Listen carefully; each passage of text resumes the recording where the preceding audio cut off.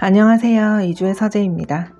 이 소설은 1부와 2부로 구성되어 있습니다. 그리고 1부 지하세계 이야기는 아직 끝나지 않았습니다. 오늘 끝내드리려고요. 화자가 얼마나 말이 많은지, 참 너무 똑똑한 건지 그놈의 생각 타령, 의식 타령 들으면서 좀 지치지 않으셨나요? 앞뒤가 없고 결론이 나오는가 싶으면 다시 무너지고, 저도 솔직히 한 번에 다 따라가려니 좀 벅찼습니다. 그래서 일부를 둘로 나누어서 좀 여유 있게 읽으려고 했습니다. 읽으면서 한 가지 계속 마음에 걸리는 장면이 있었는데요. 치통 얘기 기억나세요? 이가 아파요. 너무 아픈데 지아이는 신음을 멈추지 않아요. 아프니까 우는 게 아니라 점점 더 과장해서 냅니다. 그 안에서 묘한 쾌감을 느낀대요. 낯선 얘기 같지만 사실 제가 생각해보니까 우리도 비슷한 경험 있지 않나요? 몸이 아프거나 마음이 힘들 때 가까운 사람에게 그걸 털어놓는 순간 고통이 줄어든다기보다는 그 고통이 선명해지면서 이상하게 내가 존재하는 느낌이 드는, 내가 지금 이만큼 아프구나, 괴롭구나, 나라는 사람이 여기 있구나, 이런 감정을 느낄 때가 있었던 것 같아요. 이성적으로 말이 안 되죠. 아프면 낫는 게 이익인데 왜 더 아파하거나 그 고통을 명확하게 인식하려고 할까요? 그런데 인간은 그렇게 하는 것도 같습니다. 도스토옙스키가 이걸 이렇게 길고 복잡하게, 심지어 읽는 사람을 지치게 만들면서까지 쓴 데는 분명히 의도가 있을 거라고 생각합니다. 인간의 내면이 원래 이렇게 뒤엉켜 있다는 것, 그걸 독자도 몸으로 느끼게 하려는 거 아닐까요? 오늘은 나머지 일부 뒷부분 천천히 함께 읽어보겠습니다. 당신들은 알아챘는지 모르겠지만 가장 세련된 사륙자는 거의 한 사람의 예외도 없이 최고의 문명인들로, 거기 비하면 아틸라 대왕이나 스텐카라진 같은 건 발밑에도 못 가는 경우가 많다. 그들이 아틸라 대왕이나 스텐카라진만큼 두드러지게 눈에 띄지 않는 것은 요컨대 그자들이 우리 주위에 너무나 자주 나타나곤 해서 이제는 아주 예사롭게 되어버렸기 때문이다. 하여튼 문명 덕택에 인간이 전보다 더 피에 굶주리게 되었다고는 말할 수 없더라도 옛날보다 더러운 꼴로 굶주리게 된 것만은 확실하다. 옛날엔 유혈 속에서도 정의를 발견하고 양심의 가책 없이 마땅히 제재를 가해야 할 인간을 사륙했다.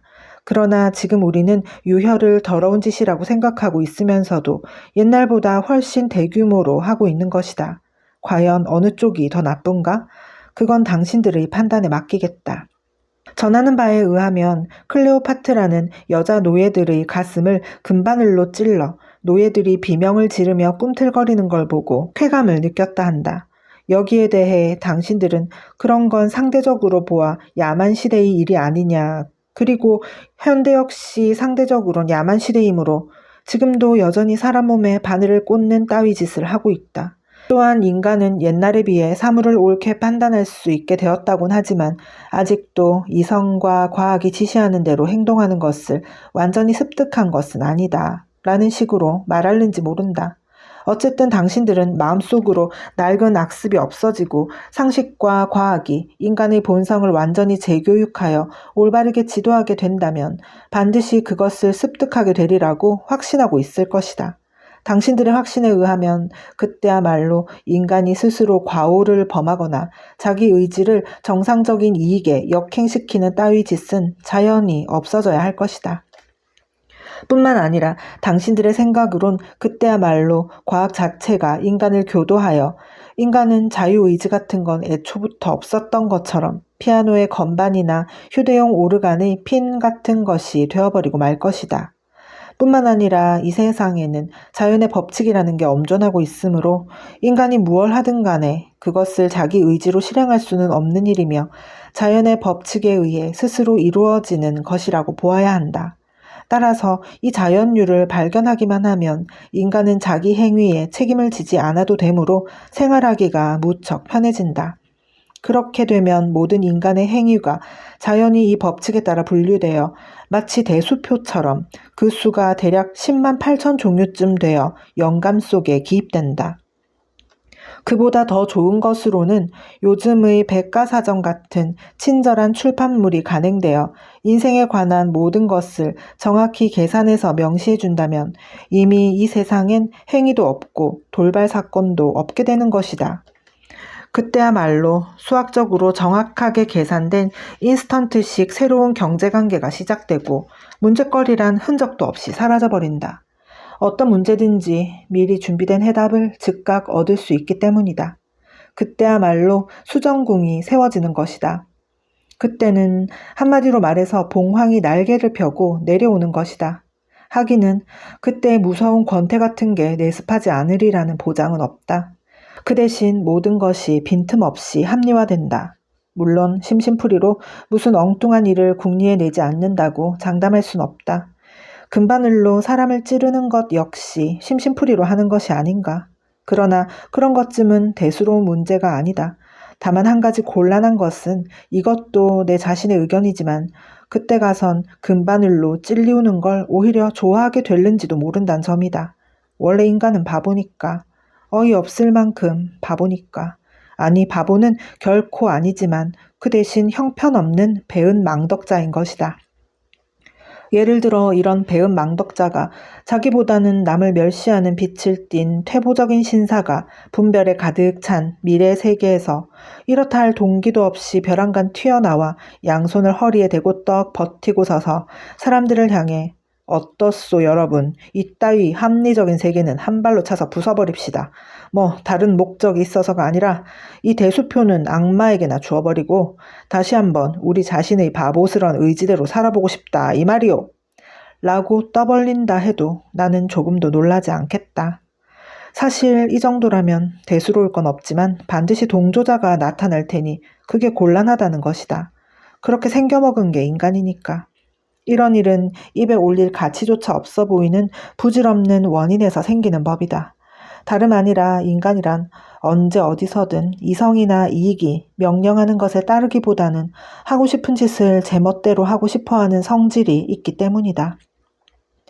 설사 자기 자신의 이익에 반대되더라도 하고 싶은 걸 어쩌겠는가.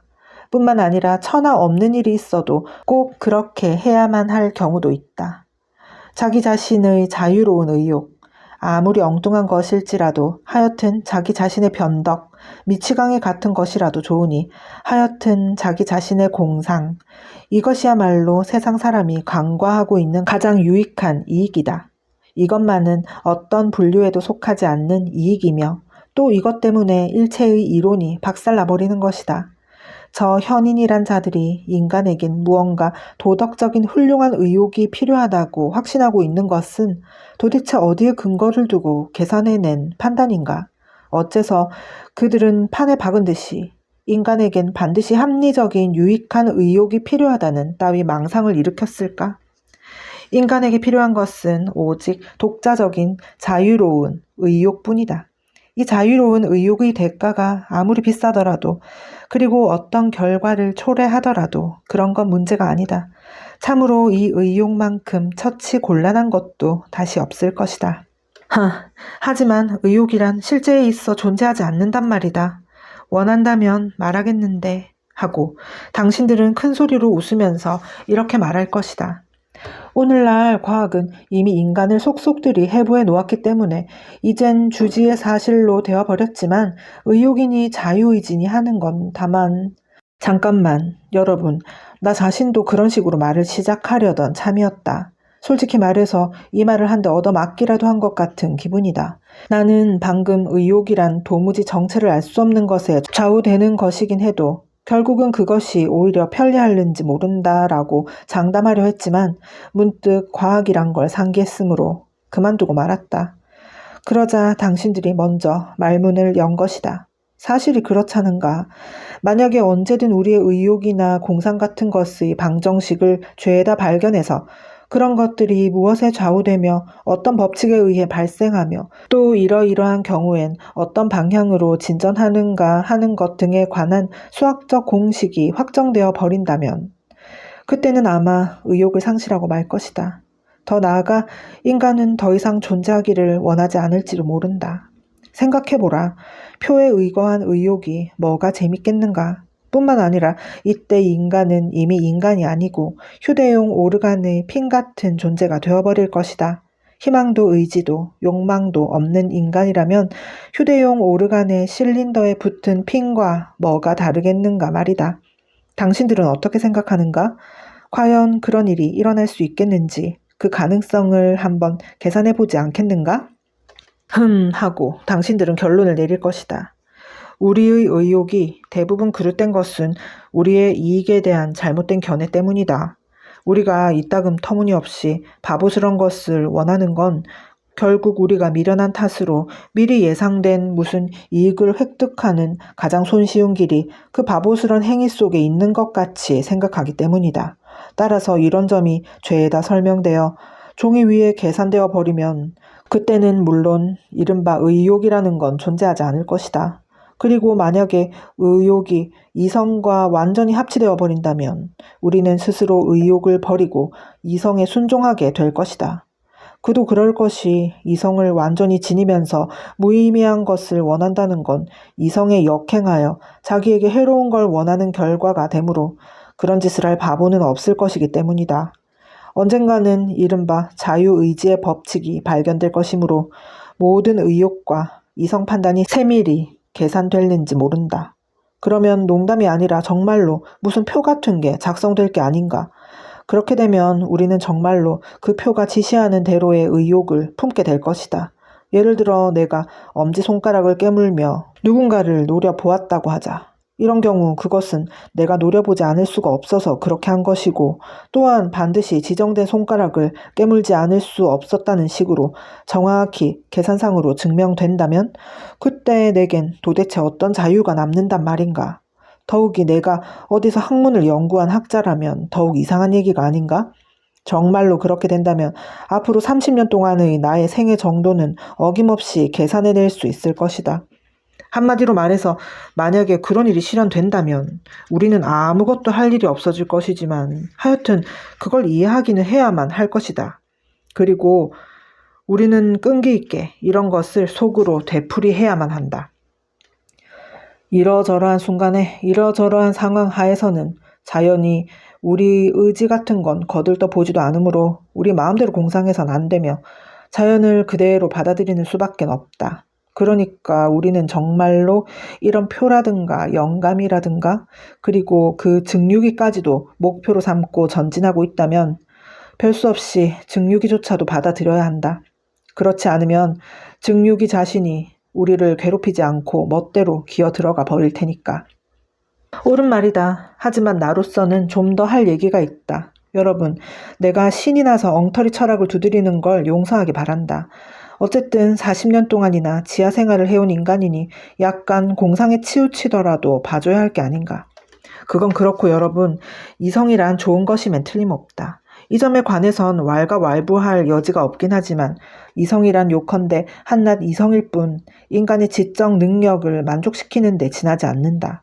그러나 의욕은 전체 생활의 발현이며 이성도 비근한 생리적 작용도 모두 포함하는 인간의 전체 생활의 발현인 것이다.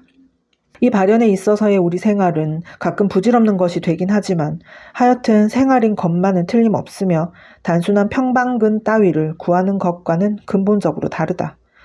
그러니까 나 자신으로 말하더라도 단순히 나의 지적 능력, 즉 내 생활 능력의 불과 20분의 1 정도의 것을 만족시키기 위해서가 아니라 생활 능력의 전부를 만족시키기 위해서 살고 싶다고 생각하는 건 너무나도 당연한 일이 아닌가?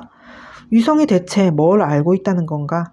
이성은 다만 여태까지 인식할 수 있었던 것만을 알고 있을 뿐이다. 그러나 인간의 본성은 자기 내부에 존재하는 모든 것을 통틀어 의식적으로 또는 무의식적으로 총체적인 활동을 하고 있으므로 때로 빗나가는 수도 있긴 하지만 어쨌든 생활을 하고 있는 것만은 사실이다. 여러분, 아무래도 당신들은 나를 불쌍하다는 눈으로 바라보고 있는 것 같다. 당신들은 이렇게 되풀이해서 말할 것이다. 지성이 발달한 교양인, 다시 말해서 미래인으로서의 자격을 지닌 인간이 자기에게 불리한 것을 일부러 원할 리가 없으며 이것은 수학적으로 분명한 일이다. 라고. 물론 그것은 수학적으로 분명하다. 그러나 거듭 되풀이하거니와 이 세상엔 인간이 자기에게 불리한 바보스런 것을 원하는 경우가 하나쯤은 있는 것이다. 다름 아니라 현명한 것 이외에는 원해선 안 된다는 의무에 구속받지 않기 위해서 더없이 어리석은 것이라도 능히 원할 수 있는 권리를 갖고 싶기 때문이다. 여러분, 이런 어리석기 짝이 없는 행위, 즉 제멋대로의 변덕이야말로 우리 같은 인간에겐 이 지상의 무엇보다도 가장 귀중하고 유익한 것일는지 모른다. 특히 어떤 경우엔 더욱 그러하다. 부분적으로 말하면 그런 행위가 명백히 우리에게 해독을 초래하고 우리의 건전한 이성의 결론에 모순되는 경우에라도 그것은 온갖 이익을 한데 묶는 것보다 더욱 유익할는지 모른다. 왜냐하면 그것은 우리에게 가장 귀중한 것, 즉 우리의 인격과 개성을 보존해주기 때문이다. 개중에는 이렇게 주장하는 사람도 있다. 물론 그것이야말로 인간에게 무엇보다 귀중한 것이다. 의욕이란 마음만 내킨다면 얼마든지 이성과 합치할 수 있다. 그것을 남용하지 않고 적당히 이용하면 더욱 그러하다. 그렇게 되면 그저 유익한 정도가 아니라 칭찬을 받을 만도 하다. 그러나 의욕이란 때때로 자기보다는 대개 경우 고집이라고 생각될 만큼 완전히 이성에 역행하는 법이다. 그리고 당신들은 알고 있는지 모르겠지만 이건 역시 그저 유익한 정도가 아니라 경우에 따라서 칭찬을 받아 마땅할 지경인 것이다. 여러분, 가령 인간은 바보가 아니라고 가정해보자. 그러나 설사 바보는 아니라 손치더라도 비길 데 없는 배은 망덕자인 것만은 틀림없다. 나는 이렇게까지 생각한다. 인간이란 것을 가장 적절히 정의한다면 두 발로 걸어다니는 배은 망덕한 동물이다라고. 하지만 이것으로 인간의 결점을 다 말한 건 아니다. 인간의 가장 큰 결점은 영원 불변의 부덕인 것이다. 대홍수 시대로부터 슐레스비 홀슈타인 사건에 이르기까지 인류사를 통해 언제나 변함없는 것이 바로 이 부덕이다. 이 부덕의 당연한 결과로서 무분별이 생긴다. 무분별이 다름 아닌 부덕의 결과라는 것은 예적부터 잘 알려진 사실이다. 인류의 역사를 한번 훑어보라. 대체 당신들은 거기서 무엇을 발견할 것인가? 장엄을 발견한다고? 하긴 장엄인지도 모른다. 아마 로도스 섬의 거상 하나만으로도 그만한 가치는 있을 것이다. 아나옙스키가 거기 관해서 어떤 사람은 인공으로 만들었다 하고 또 어떤 사람은 자연의 창조물이라 주장한다라고 한 것은 당연한 일이다. 그럼 너무 복잡하고 다양하단 말인가? 하긴 너무 복잡할는지 모른다. 모든 시대, 모든 국가의 문관과 무관이 착용했던 예복만 조사하려 해도 굉장한 일일 테니까. 만약에 거기서 약식 제복까지 계산에 넣는다면 그야말로 오리무중이어서 어느 사학자라도 비명을 올리지 않을 수 없을 것이다. 아니면 모든 것이 단조롭단 말인가? 하긴 단조로운지도 모른다. 투쟁, 또 투쟁. 인류는 지금도 싸우고 있다. 옛날에도 싸웠고 앞으로도 싸울 것이다. 사실 이건 너무나 단조롭지 않은가? 요컨대 세계사에 관한 한 어떻게라도 말할 수 있다. 혼란된 두뇌 속에 떠오르는 어떤 엉터리 없는 상상이라도 거기다 두들겨 맞출 수 있는 것이다. 그러나 말할 수 없는 게 한 가지 있다. 그것은 분별을 지니고 있다는 말이다. 만약에 그런 소리를 하려다가는 첫마디에 혀가 굳어버릴 것이다. 그보다도 이런 괴상한 일까지 늘 일어나고 있는 형편이다. 이 세상엔 몹시 덕이 높은 분별 있는 사람들과 위대한 현인들과 박애주의자들이 끊임없이 나타나고 있다. 그들은 될 수 있는 대로 덕행과 분별 있는 행동을 취함으로써 이웃 사람들을 위해 길을 밝혀주는 걸 자기 생애의 목적으로 삼는다. 다시 말해서 인생은 덕행과 분별 있는 행동으로 살 수 있다는 걸 세상 사람에게 보여주는 것이다. 그런데 실제로는 어떤가? 잘 아다시피 이런 박애주의자들은 대부분이 자기 생애가 끝날 무렵에 가서 뭔가 이상한 에피소드를 만들어 자기 자신을 배반하는 결과가 되어버린다. 더구나 그 에피소드란 때로는 그지없이 추악하기 마련이다.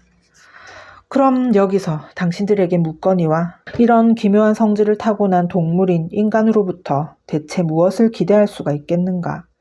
한번 시험 삼아 지상의 온갖 행복을 인간의 머리 위에다가 한꺼번에 퍼부어 행복 속에 풍덩 가라앉아 버리게 하여 그 행복의 표면에 물거품 같은 것이 꾸럭꾸럭 떠오르도록 해보라.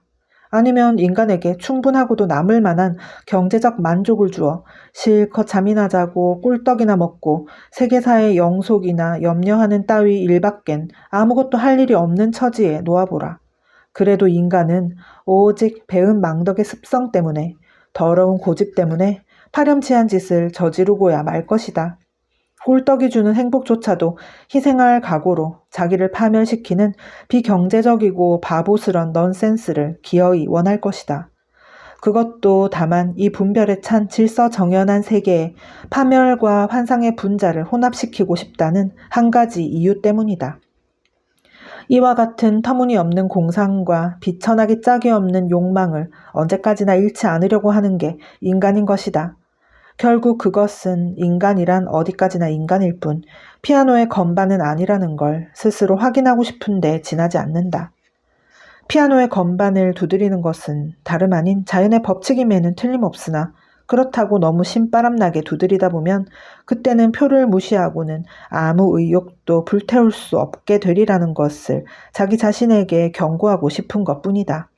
마치 그런 것이 꼭 필요하기라도 한 듯 말이다. 그러나 그뿐만이 아니다. 설사 인간이 정말로 피아노의 건반에 지나지 않는다 하더라도, 그리고 그것이 자연과학으로 수학적으로 증명되었다 하더라도 여전히 인간은 정신을 차리지 못하고 뭔가 이상야릇한 일을 저지를 것이다. 요컨대 단순히 배은 망덕의 습성 때문에 자기를 주장하고 싶다는 이유만으로 말이다. 만약에 적당한 방법이 없을 때는 파괴와 혼돈과 온갖 고통을 궁리에 내서라도 하여튼 자아를 주장할 것이다. 그때 인간은 온 세계에 저주를 뿌릴 것이다. 저주라는 건 오직 인간에게만 주어진 능력이므로 이것이야말로 특권이자 인간을 다른 동물과 구별해주는 특징이다. 아마 이 저주 하나만으로도 자기 목적을 달성할 것이다. 즉, 자기는 피아노의 건반이 아니라는 걸 확신할 것이다. 어쩌면 당신들은 혼돈이나 암흑이나 저주나 모두 표에 의해 계산할 수 있으므로 이 예비적 계산이 가능하다는 것만으로도 모든 것을 저지할 수 있고 결국은 이성의 승리로 끝날 것이다 라고 말할지는 모르지만 그렇다면 인간은 일부러라도 미치광이가 되어 이성을 버리고서 자기 주장을 관철하고야 말 것이다. 나는 그렇게 믿는다. 나는 그걸 보증한다. 왜냐하면 인간은 자기가 한낱 핀이 아니라 어엿한 인간임을 끊임없이 증명하고 싶어 할 뿐 아니라 인간의 일이란 실제에 있어 그것 한 가지뿐이기 때문이다. 설사 자기가 괴로움을 당하는 한이 있더라도 어쨌든 그걸 증명하려 한다. 설사 혈거생활 같은 형식을 취해서라도 그걸 증명하려 한다. 이렇게 되고 보면 그따위 표는 아직 존재하지 않으며 의욕은 아직도 정체불명인 것에 의해 좌우되고 있다고 주장하고 싶어지는 것도 무리가 아니자는가. 여기에 대해 당신들은 이렇게 외칠 것이다. 만약에 당신들이 나 같은 것한테 말을 건넬 가치가 있다고 인정하면 말이다. 아무도 너의 의지를 빼앗으려는 자는 없다. 우리는 다만 어떻게 해서든 너의 의지가 스스로 너의 이익이나 자연법칙이나 산수와 합치하도록 주선하려고 애쓰고 있을 뿐이다. 라고. 그게 무슨 소린가. 문제가 표니 산수니 하는 데까지 이르러 2 곱하기 2는 4만이 통하게 된다면 그땐 자기의 의지고 뭐고 있을 수가 없자는가. 2 곱하기 2는 나의 의지가 없더라도 4가 된다. 자기의 의지란 그런 게 아니란 말이다. 여러분, 물론 나는 농담을 하고 있는 것이다. 이것이 좋지 못한 농담이라는 건 나도 알고 있다. 그러나 그렇다고 해서 모든 걸 다 농담으로 돌려버릴 순 없다. 어쩌면 나는 이를 악물고 농담을 하고 있는 건지도 모른다. 여러분, 나는 많은 문제로 고민하고 있다. 제발 그걸 해결해 주기 바란다. 첫째, 당신들은 인간을 낡은 습관에서 해방시켜 과학과 상식의 요구대로 인간의 의지를 고쳐보려 하고 있다. 하지만 인간을 그런 식으로 개조할 수 있으며 또 그것이 꼭 필요하다는 걸 당신들은 어떻게 알았는가? 인간의 의욕을 꼭 교정할 필요가 있다는 결론을 어디서 얻었는가? 다시 말해서 그런 교정이 실제로 인간에게 이익을 초래하리라는 걸 당신들은 어떻게 알았는가 말이다. 이왕 말이 나왔으니 죄다 말해버리겠다. 이성과 수학의 추론에 의해 보증된 진짜 정상적인 이익에 역행하지 않는 것이 언제나 인간에게 참된 이익이므로 온 인류가 마땅히 준수해야 할 법칙이라는 것을 어떻게 당신들은 그토록 확신하고 있는가? 그런 건 아직은 당신들의 가정에 불과하지 않은가? 설사 그것이 논리의 법칙이라 하더라도 인간의 법칙일 수는 없자는가? 여러분, 당신들은 필시 나를 미치광이로 여길 것이다. 여기서 한마디 하는 걸 용서해 주길 바란다. 나도 당신들의 의견에 동의한다. 인간이란 창조의 동물이어서 목적을 향해 의식적으로 돌진해야 하고 토목기사적인 사업에 종사해야 할 운명을 지니고 있다. 그 방향이야 어느 쪽이든 간에 쉴 새 없이 그리고 영원히 자기의 길을 개척해 나가야 한다. 그러나 이 길을 개척해야 할 운명을 지니고 있기 때문에 인간은 어쩌다 좀 제 길에서 빗나가고 싶어지는가 보다. 게다가 실천적인 활동가들은 무척 우둔한 편이지만 그들조차도 이따금 자기의 길이 언제나 엉뚱한 방향으로 가고 있음을 상기하는 것이다. 문제는 그 길이 어디를 향하고 있느냐가 아니라 어쨌든 어딘가로든 향해 가야 한다는 것이다. 모범적인 인간은 토목기사적인 일을 멸시하지 않고 무서운 게으름에 빠져들지 말아야 한다. 게으름이란 아다시피 모든 악덕의 모체이다. 인간이 창조를 사랑하고 진로를 개척하기를 좋아한다는 건 재론의 여지도 없다. 그런데 또 한편으로는 인간이 파괴와 혼돈을 열광적으로 좋아하는 건 대체 어쩐 일일까? 어디 한번 대답해보라. 하지만 여기에 대해선 나 자신도 한마디 해야겠다. 인간이 파괴와 혼돈을 좋아하는 것은 이건 새삼스레 논의할 여지도 없는 일이다. 인간은 때로 미칠 듯이 파괴를 좋아한다. 이건 사실이다. 목적을 달성하여 자기가 짓고 있는 건물이 완성되는 것을 본능적으로 두려워하고 있기 때문이 아닐까? 당신들도 알지 모르겠지만 인간은 자기의 건물을 먼 발치에서 사랑할 뿐이지 결코 가까이에서는 사랑하지 않는 것 같다. 인간은 그것을 건설하는 것만을 사랑할 뿐 그 안에서 사는 것은 좋아하지 않는지도 모른다.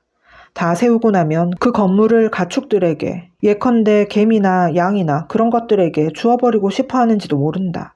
그러나 개미란 놈은 전혀 취미가 다르다. 그들은 이것과 비슷하긴 하지만 영원히 파괴되지 않는 놀라운 건물을, 즉 개미집을 가지고 있다.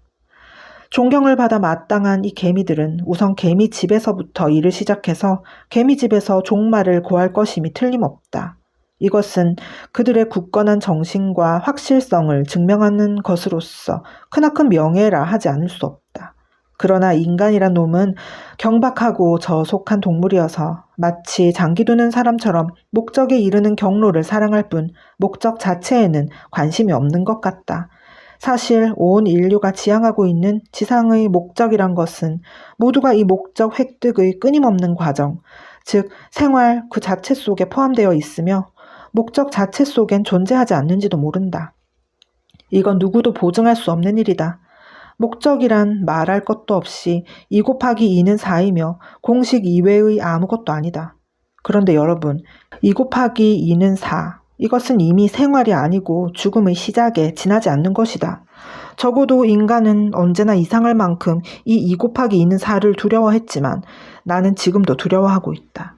설사 인간이 2 곱하기 2는 4의 발견에 골몰하여 그 탐구를 위해 대양을 헤엄쳐 건너가기도 하고 생명을 희생하기도 한다손 치더라도 정말로 그걸 발견하는 건 어쩐지 두려운 것이다. 일단 발견하고 나면 그 다음엔 더 이상 아무것도 탐구할 게 없다는 걸 직감하기 때문이다. 노동자라면 적어도 일을 끝내면 임금을 받아가지고 술집에라도 가고 다음엔 경찰 신세를 진다. 이것으로 일주일쯤은 시간을 보낼 수 있게 된다. 하지만 인간은 대체 어디로 가면 된단 말인가? 적어도 그런 종류의 목적을 달성할 때마다 뭔가 어색한 걸 느끼기 마련이다. 인간은 성취를 바라는 것만은 틀림없지만 완전한 성취는 좋아하지 않는다. 물론 이것도 우스꽝스럽기 짝이 없는 일이다. 한마디로 말해서 인간은 본시 우스꽝스럽게 되어먹은 동물인가 보다. 그러나 2 곱하기 2는 4란 것엔 도저히 참을 수가 없다. 2 곱하기 2는 4. 이런 건 인간에 대한 멸시에 지나지 않는다고 나는 생각한다. 양손을 허리에 대고 거만하게 앞을 가로막고 서서 침을 탁 뱉는 게 바로 2 곱하기 2는 4란 말이다. 2 곱하기 2는 4가 훌륭한 것이라는 점엔 나도 이의가 없지만 그러나 모든 것에 다 그 권리를 인정하려면 2 곱하기 2는 5도 역시 훌륭하다고 해야 할 게 아닌가. 도대체 당신들은 무슨 이유에서 그토록 확고하게, 그토록 자랑스럽게 오직 정상적이며 긍정적인 것만이, 이를테면 오직 무사안일만이 인간에게 유익하다고 확신하고 있는가? 정말로 이성은 이해의 판별을 절대 그르치는 일이 없을까? 실은 인간이 사랑하는 건 무사안일 뿐만은 아닌지 모르잖는가? 인간은 고통이란 것도 그만큼은 사랑하고 있는 게 아닐까? 사실 인간은 미칠 듯이 고통을 사랑하는 수가 있다. 이건 틀림없는 사실이다. 여기에 대해선 새삼스레 세계사를 들춰볼 필요도 없다. 만약에 당신들이 인간이고 얼마만큼이라도 생활한 경험이 있다면 자기 가슴에 물어보라. 내 의견으로는 오직 무사안일만을 사랑한다는 건 어쩐지 추한 것 같다. 좋건 나쁘건 뭔가 파괴한다는 건 때로는 몹시 유쾌한 일이다. 내가 여기서 특별히 고통의 편을 드는 것도 아니고 무사안일을 변호하려는 것도 아니다. 내가 주장하고 싶은 것은 자기의 변덕은 물론이요. 그 변덕을 필요할 때 마음대로 부릴 수 있는 것까지 보장되어야 한다는 점이다. 고통이란 예컨대 희가극 보더빌 따위에는 끼어들 여지가 없다. 그건 나도 알고 있다. 더욱이 수정궁 안에서는 고통 같은 건 생각할 수조차 없다. 고통은 의혹이요 부정이다. 의혹의 여지가 있는 것이라면 그건 이미 수정궁도 아무것도 아니잖는가. 나는 확신한다. 인간은 진짜 고통을, 다시 말해서 파괴와 혼돈을 결코 거부하지 않는다고. 고통, 이것이야말로 자의식의 유일한 원인인 것이다. 나는 이 수기의 첫머리에서 자의식은 인간에게 가장 큰 불행이라고 말한 바 있지만 그러나 인간이 그 불행을 사랑하여 어떤 만족과도 바꾸지 않는다는 것을 나는 잘 알고 있다. 자의식이란 2 곱하기 2는 4 따위보다는 비할 수 없을 만큼 훌륭하다. 2 곱하기 2는 4 다음엔 두말할 것 없이 아무것도 할 일이 없어질 뿐더러 더 이상 알아야 할 것도 없게 된다. 그때 가서 할 수 있는 일이란 다만 자기의 오감을 틀어막고 명상에 잠기는 것밖엔 없을 것이다. 그런데 자의식을 지니고 있으면 결과적으로는 역시 아무것도 할 일이 없어지긴 해도 하다못해 이따금 자기 자신을 때릴 수는 있을 것이고 따라서 다소는 제정신이 들 게 아닌가. 좀 태보적이긴 하지만 그래도 아무것도 하지 않는 것보단 나을 것이다. 당신들은 영원히 무너지지 않는 수정궁을 믿고 있다. 즉 남몰래 혀를 내밀거나 눈을 흘기거나 하는 따위 짓을 할 수 없는 건물을 믿고 있다. 내가 그 건물을 꺼리는 것은 그것이 수정으로 되어 있고 영원토록 무너지지 않으며 그 속에선 남몰래 혀를 내밀 수도 없기 때문인지 모른다. 그럼 이렇게 생각해보면 어떨까? 만약에 궁전 대신에 닭장이 있고 마침 비가 내리기 시작한다면 나는 아마 비에 젖지 않으려고 닭장 속으로 기어들 것이지만 그렇다고 닭장을 궁전이라고 생각하진 않을 것이다. 비를 피하게 해준 데 대한 감사 때문에 당신들은 이 말을 일소에 붙여버리고 그런 경우는 닭장도 궁전이나 매 한 가지 아니냐고 할 것이다. 나는 대답하겠다. 물론 그렇다. 만약에 몸이 젖지 않으려는 목적 하나만을 위해서 살아야 한다면 말이다. 하지만 만약에 인간은 다만 그것만을 위해서 사는 게 아니다. 이왕 살 바에는 진짜 궁전에서 살아야 하지 않느냐고 엉뚱한 망상을 일으킨다면 어찌 될 것인가? 그것은 나의 의욕이다. 희망이다. 당신들이 그런 망상을 내 머릿속에서 지워버릴 생각이라면 우선 내 희망부터 바꿔놓아야 한다. 자, 바꿔보라. 다른 것으로 내 눈을 현혹시켜보라. 다른 이상을 나한테 안겨줘 보라. 그렇게 하기 전엔 나는 닭장을 궁전이라고는 생각지 않겠다. 비록 수정궁이 공중 누각에 지나지 않고 자연의 법칙으로 보아 그런 건 있을 수 없다고 해도 상관없다. 그런 건 내가 어리석은 탓으로 현대의 고리타분한 비합리적인 습관 때문에 나 자신의 머릿속에서 꾸며낸 것이라 한데도 상관없다. 설사 그런 것이 내 희망 속에 존재한다 해도 바꿔 말해서 내 희망이 존속할 때까지만 존재한다 하더라도 어차피 매한 가지 아닌가? 당신들은 또 웃어버릴 것이다. 어서 마음대로 웃길 바란다. 나는 어떤 조소라도 감수하겠지만 그렇다고 밥이 먹고 싶은데 나는 배가 부릅니다 라고 할 순 없는 일이다. 하여튼 나는 알고 있다. 나는 단지 자연 법칙에 의해 실제로 존재한다는 이유만으로 아무렇게나 타협을 하거나 무한한 순환 소수 위에 다리를 꼬고 앉아 있을 수는 없단 말이다. 앞으로 1,000년 계약으로 가난한 새빵살이들에게 새놓을 방이 수십 수백 개나 있고 또 만일의 경우를 위해 치과의사 바겐하임의 간판까지 건 굉장히 큰 빌딩을 안겨준다 손 치더라도 나는 그것을 내 희망에 주어진 월계관으로는 받아들이지 않겠다. 원컨대 내 희망부터 몰아낸 다음에 내 이상부터 말살한 다음에 무엇이든 보다 훌륭한 것을 보여주기 바란다. 그렇게 하면 나도 당신들 뒤를 따라가겠다. 어쩌면 당신들은 그따위 일엔 개입할 만한 가치가 없다고 할는지 모른다. 그렇다면 나로서도 같은 말로 대꾸할 수 있다. 나는 문제를 진지하게 고찰하고 있는데 당신들이 네 말 같은 건 주의를 돌릴 만한 가치도 없다. 는 태도를 취한다면 나도 더 이상 간청하지 않겠다. 나한테도 나만의 지하세계가 있으니까. 하여튼 나도 아직은 살아있고 희망이라는 것도 지니고 있다. 그러니까 만약에 내가 그런 굉장한 건축 공사를 돕기 위해 벽돌 한 장이라도 나를 수만 있다면 손이 썩어도 한이 없다고 생각한다. 내가 조금 아까 이 수정궁을 부정할 때 혓바닥을 내밀고 조소할 수 없다는 걸 그 유일한 이유로 들긴 했지만 이 점에 대해선 너무 구애되지 않길 바란다. 내가 그런 소리를 한 건 혓바닥 내밀기를 좋아하기 때문이 아니다. 나는 다만 여태까지 당신들이 세운 모든 건물 중에서 혓바닥을 내밀지 않아도 될 만한 건물이 하나도 눈에 띄지 않는데 약간 화를 냈던 것뿐이다. 만약에 두 번 다시 혓바닥을 내밀 생각이 나지 않을 만큼 이 세상이 잘 되어간다면 나는 고마운 마음에서라도 내 혀를 몽땅 잘라버려도 좋다고 생각한다. 하지만 그렇게는 잘 될 수 없으니 새놓기 알맞은 아파트 정도로 만족하라는 건 나한텐 당치도 않은 소리다. 대체 나는 왜 이런 희망을 품도록 만들어졌을까?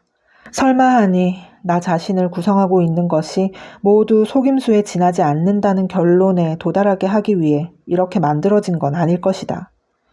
그리고 설마 하니 그것이 목적의 전부일 수는 없자는가. 아무래도 믿어지지가 않는다. 하긴 이런 생각도 해본다. 우리 같은 지하 생활자들은 모두 입에다 재갈을 물려둘 필요가 있다고. 그들은 40년쯤 아무 소리 없이 지하에 틀어박혀 있을 수는 있지만 만약에 세상에 뛰쳐나오는 날엔 마치 뚝이라도 끊어진 듯이 된 소리 안 된 소리 마구 짓거려댈 것이기 때문이다. 여러분, 결국은 아무것도 하지 않는 게 상책이겠다. 의식적인 타성이 가장 좋겠다. 그러니까 지하 생활 만세랄 수밖에. 나는 우라통이 터질 만큼이나 정상적인 인간이 부러워 죽겠다고 말은 했지만 그러나 현재 내 눈으로 보고 있는 것과 같은 상태에 그들이 있는 한 그들 축에 끼고 싶은 생각은 꿈에도 없다. 그래도 역시 부러운 건 사실이지만 아니야. 뭘로 보나 지하세계 쪽이 훨씬 낫다.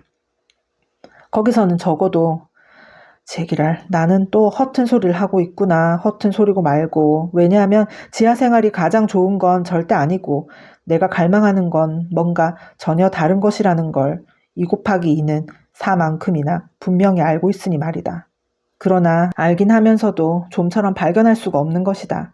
지하 생활 같은 건 귀신에게나 줘버려라. 그리고 이런 것도 좋다고 생각한다. 즉, 내가 지금 쓴 것 중에서 뭐든 한 가지라도 나 자신을 믿을 수가 있다면 얼마나 좋을까? 여러분, 맹세하고 말하거니와 나는 지금 내 손으로 쓴 것을 한마디도, 단 한마디도 믿지 않고 있다. 하기는 믿고 있는지도 모르지만 어쩐지 나 자신이 뻔뻔스러운 거짓말을 늘어놓고 있는 것만 같아 몹시 마음에 걸린다. 그럼 뭐 때문에 이런 걸 썼는가? 라고 당신들은 물을 것이다. 나는 당신들을 40년 동안 아무 일도 하지 않게 가둬두었다가 40년이라는 기한이 찼을 때 당신들이 어떤 결과에 도달했는지 그걸 보러 지하의 세계를 찾아가 보고 싶다. 도대체 40년 동안이나 사람을 아무 일도 시키지 않고 혼자 가둬두는 법이 어디 있는가? 그건 수치스럽고 비겁한 생각이다. 아마 당신들은 멸시하듯 고개를 저으며 나한테 말할 것이다. 너는 생활에 굶주리고 있기 때문에 스스로 인생의 여러 문제를 혼란의 논리로 해결하려 하고 있다. 너의 얼토당토 않은 말투는 뻔뻔스럽고 건방지기 짝이 없지만 그러면서도 한편으론 전전긍긍하고 있지 않느냐. 너는 바보스러운 소리를 늘어놓는 것으로 자기 만족을 느끼고 있는 거다. 입으론 대담한 소리를 내까리고 있으면서도 줄곧 겁을 먹고 변명을 일삼고 있지 않느냐. 너는 아무것도 겁날 게 없다고 호언하고 있으면서도 한편으론 우리의 환심을 사려 하고 있다. 너는 이를 갈고 있다고 큰소리 치면서도 한편으론 우리를 웃기려고 되먹지 않는 농담을 늘어놓고 있다. 너 자신의 농담이 실은 농담도 아무것도 아니라는 걸 잘 알고 있으면서도 너는 그 문학적 가치에 사뭇 만족해하고 있지 않느냐. 너는 정말로 괴로움을 경험한 적이 있는지 모르겠지만 자기의 그 고통을 눈꽃만큼도 존경하지 않는 게 분명하다. 너라는 인간에겐 진실성은 있지만 순결성이 없다. 너는 하잘것없는 허영심에 사로잡혀 자기의 진실을 자랑하려고 시장바닥에 전시함으로써 오히려 망신만 당하고 있다. 뭔가 정말로 하고 싶은 말이 있으면서도 너는 두려움 때문에 그 마지막 한마디를 감추고 있는 것이다. 그도 그럴 것이 너는 그걸 감히 입 밖에 낼 만한 결단력이 없는 겁쟁이이기 때문이다. 너는 자의식을 자랑하고 있으나 실은 갈팡질팡 망설이고 있을 뿐이다. 너의 내부에는 이성이 작용하고는 있지만 마음은 음탕에 젖어 있기 때문이다. 마음의 순결성이 없으면 올바른 의식도 있을 수 없다. 너는 참으로 처치곤란한 인간이야. 너는 남에게 귀찮게 들러붙어 광대 노릇을 하려드는 인간이다. 허위, 허위. 모든 것이 허위다. 물론 이와 같은 당신들의 말은 지금 나 자신이 지어낸 것이다. 이건 역시 지하 생활의 산물이라고나 할까? 하여튼 나는 거기서 40년 동안 이와 같은 당신들의 말을 문틈으로 몰래 엿듣고 있었다. 물론 그것은 죄다 나 자신이 생각해낸 말이긴 하지만 사실 그런 것만 노상 머리에 떠오르다 보니 자연히 그걸 암기 해서 문학적인 형식을 취하게 된 것도 당연한 일이 아닌가.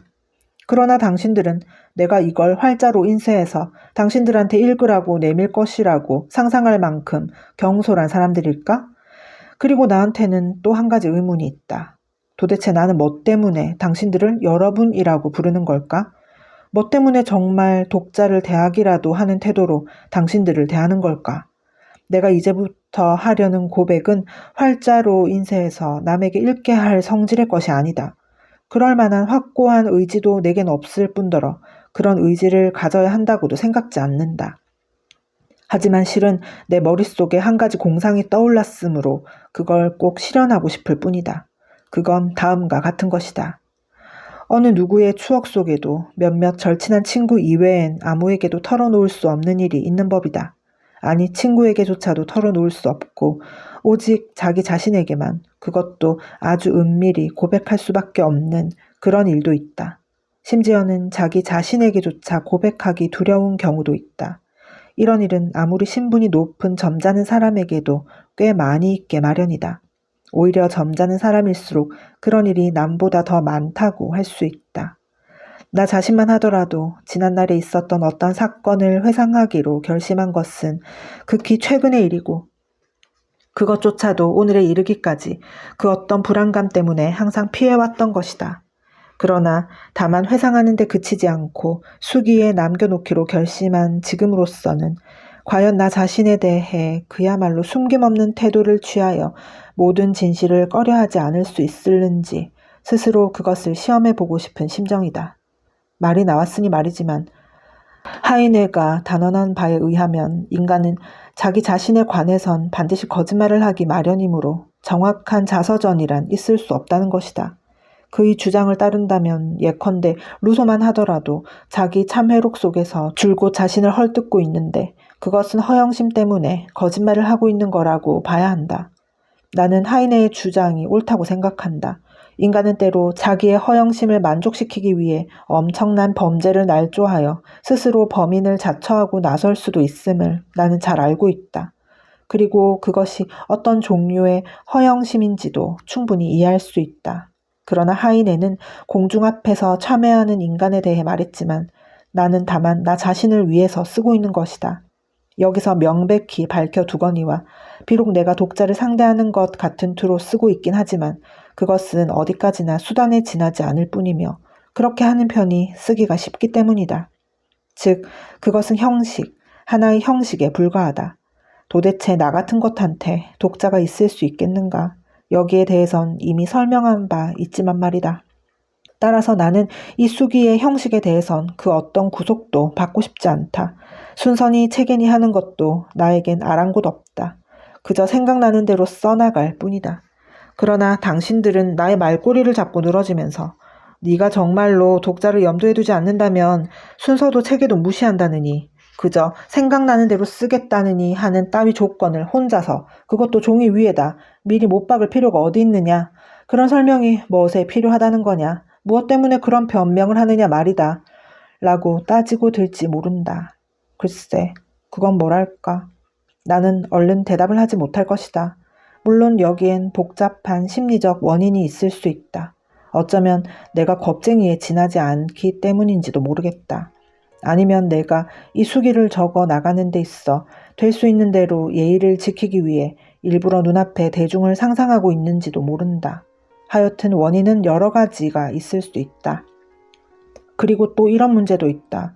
대체 나는 무엇 때문에, 무슨 목적으로 쓰려는 것일까?